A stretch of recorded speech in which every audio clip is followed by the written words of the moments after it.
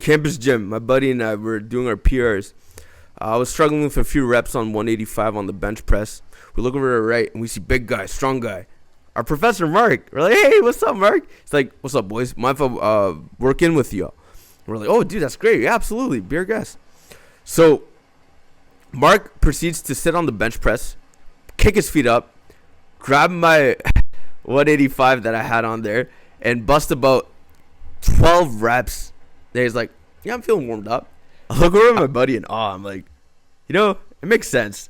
It makes sense. A professor, a former SWAT police officer, bomb squad.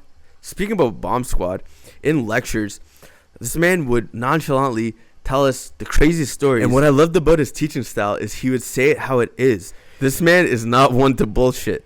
He would tell you the craziest stories, but he would make it make sense. So we were in school for police foundations. We were trying to be police officers. And he would take the material and give real life experiences for it. So it would apply the material and how it would make sense for us. And he had no filters. He would tell you the truth. He'd laugh about it. He'd joke about it. And he'd make us all feel very welcome and but at the same time aware of what it takes to, be a police officer and some of the risks and dangers.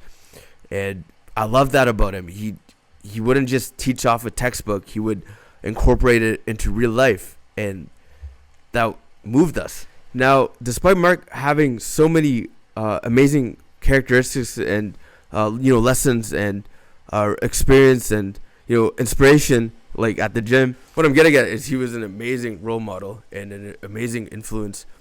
However, the thing that stood out to me the most about Mark, one would characterize him as a strong guy, a giant, a little intimidating. But what stood out to me the most about Mark was his heart. Although this man saved numerous lives, put in the work in the justice field, kept their community safe, taught numerous people, inspired, led, his heart was what really made me realize that, hey, this is what humanity is about. Now, I was going through some rough times, some really rough times. So when I was moving, I failed a few assignments. I didn't return it.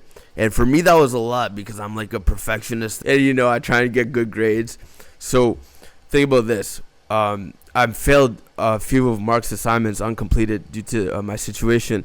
And this guy is somebody who's seen violence, gunshots, trauma, and he's a really outspoken, strong guy and,